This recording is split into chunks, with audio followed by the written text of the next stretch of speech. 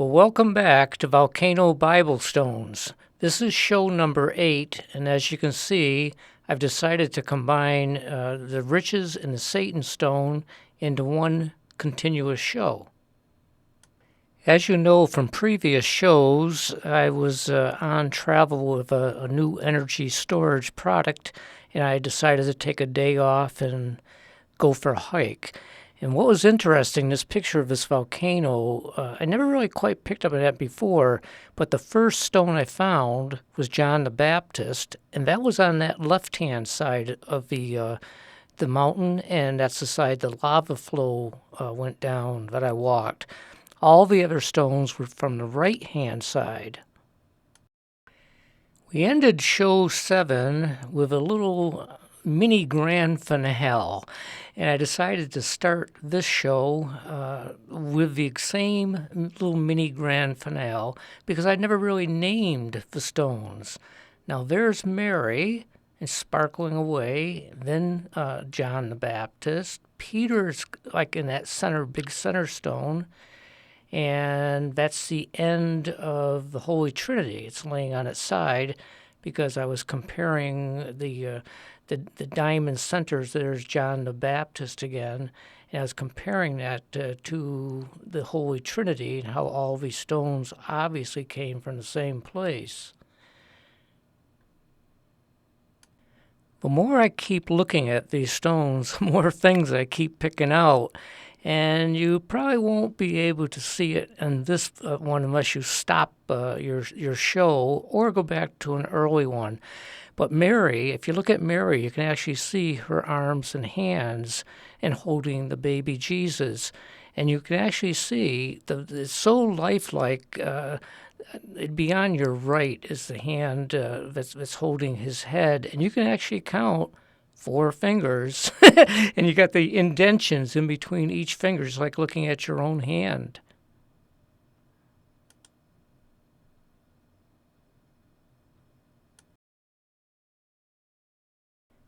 The other stones that we've shown in this series that weren't in that little mini grand finale was Adam and Eve.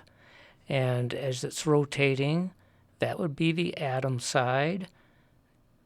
Then you have the back of the stone, and then the Eve side with her shawl.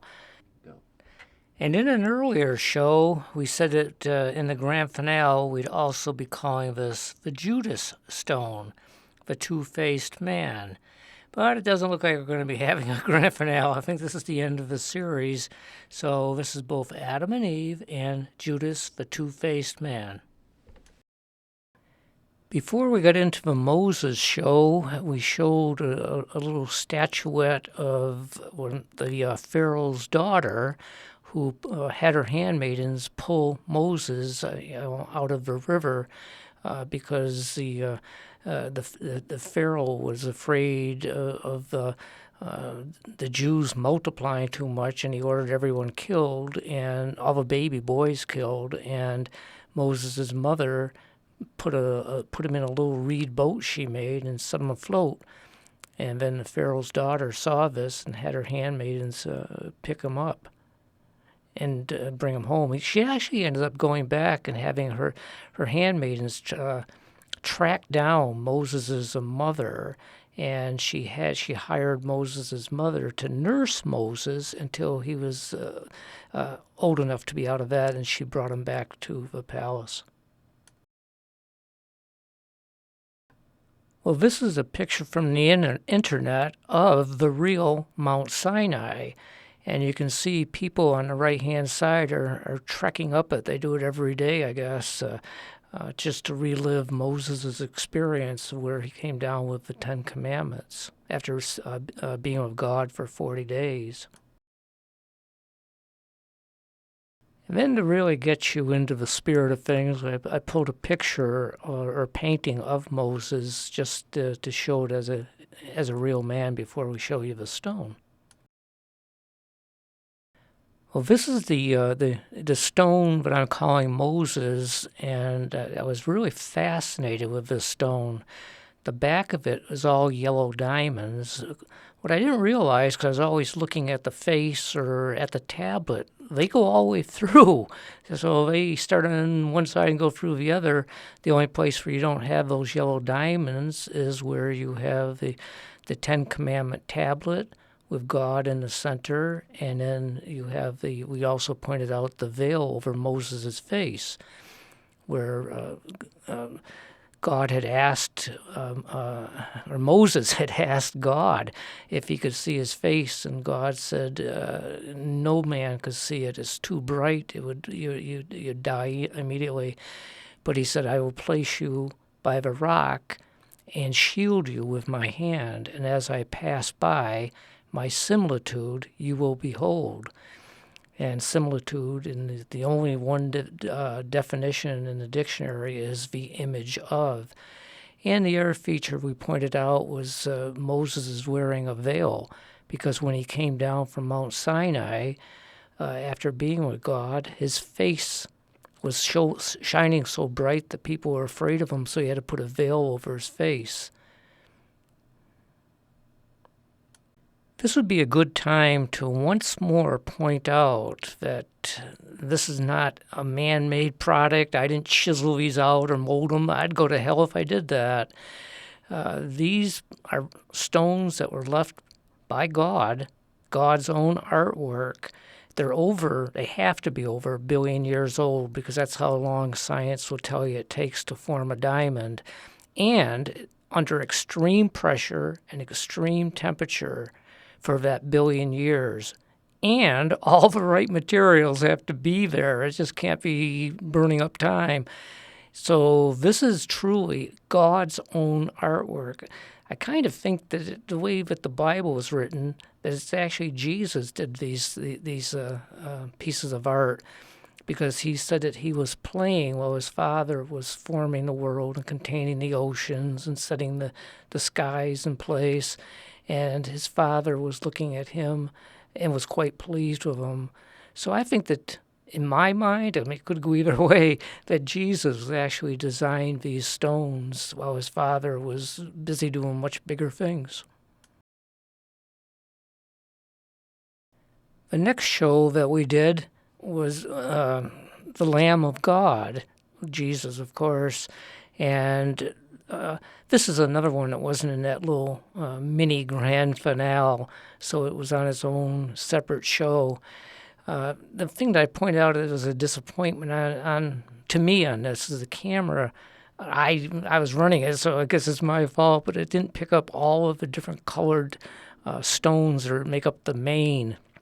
What you do see, the diamond eye, and in this show I showed you a natural diamond on the internet, and it matches pretty much the same thing. I also pointed out that black diamonds are the most prized and the rarest, and they don't normally have any sparkle on them, and yet this one does, so it's just one more thing, I guess. Yeah, in my show with the Stone Mary, I was pointing out how she is making appearances all around the world, more so in the last 50 years than in the 2000 before that. And she met with 4 girls in Spain, and she made the prediction that there would be 3 more popes. Now, here's the confusing part to me. I didn't really pick up on it then. John Paul II was a pope as she was making that statement, and he was pope from 1978 to 2005. Then there was Pope Benedict the 16th, and then there's now Francis, who started being our pope in 2013. So that's 3 more popes. But again, I come back to what I just got finished, the way I just said it. There'd be 3 more popes before the end of times. So I don't know if that means you count John Paul, Benedict, and now Francis, or whether John Paul wasn't really being counted, because 3 more, Benedict, Francis, and the next one. So I guess we'll all find that one out together. But right now, you know as much about it as I do. Well, this is a picture of Pope Paul VI. He was our Pope from 1963 to 1978, which again is, of course, before Mary made her prediction. The reason I'm showing this picture is I was in the United States Navy, and they put me on the America, a brand new aircraft carrier.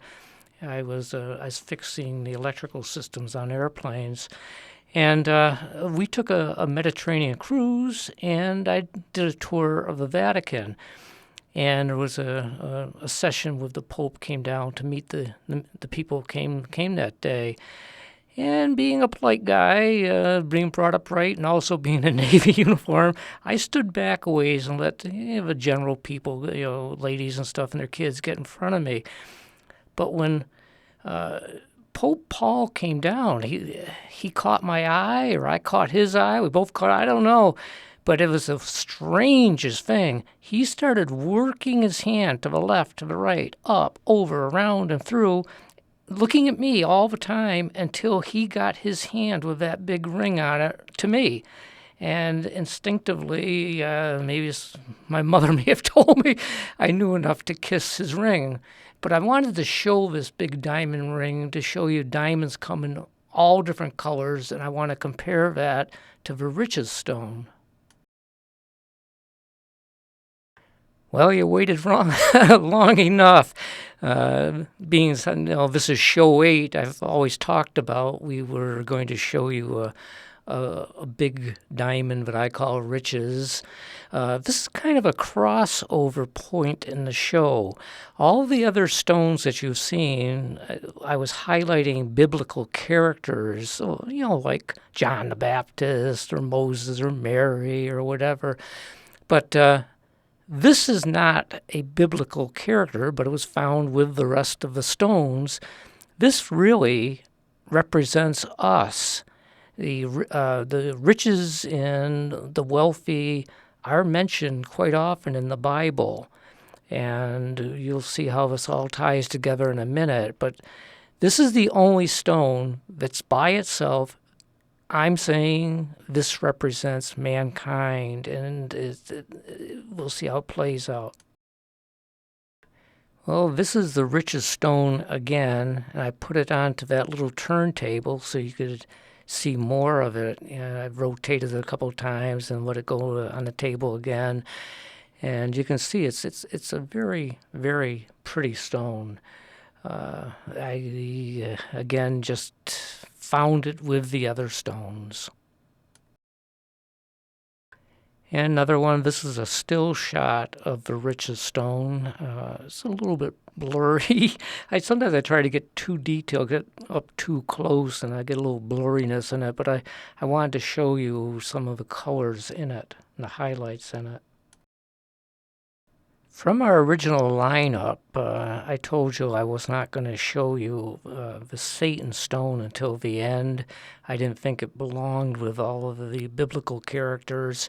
I showed you this little box instead and told you Satan was in the box, and we'd get to that stone last. Well, there is the Satan stone, and again, I just picked that up off the ground like all the rest of them. But I did tell you you would see yellow eyes glowing at you and diamond teeth for the gnashing sound that's referenced in the Bible, and a little horn. And this is just another photograph, maybe a little bit different lighting in the background of the same stone, Satan. I've got some others I'll be showing you next. That's Satan again, of course, just change the lighting, change the background, same stone. Pretty ugly looking dude, eh? From the Gospel of Matthew, chapter 19, anywhere in around verse 18, when Jesus was talking to a young man, and he was quite interested in what commandments he should are most important. And then finally, Jesus said to him, if you want to be perfect, go and sell your possessions and give to the poor, and you will have treasure in heaven. Then come and follow me. But when the young man heard that saying, he went away sorrowful because he had great possessions. Then Jesus said to his disciples, "Truly I say to you, that a rich person shall hardly be able to enter into the kingdom of heaven. Again I say to you, it is easier for a camel to go through the eye of a needle than for a rich person to enter into the kingdom of God."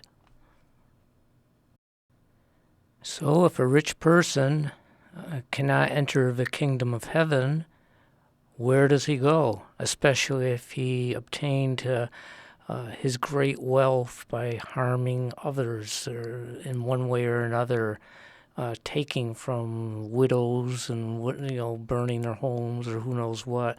Just not good stuff. Well, here in the United States, I can't get it out of my mind. There's a pair of very wealthy brothers. Their name is in the news all the time. I don't have to tell you who they are. I'm not making judgment. I don't judge, so I can't be judged. But they're very, very wealthy.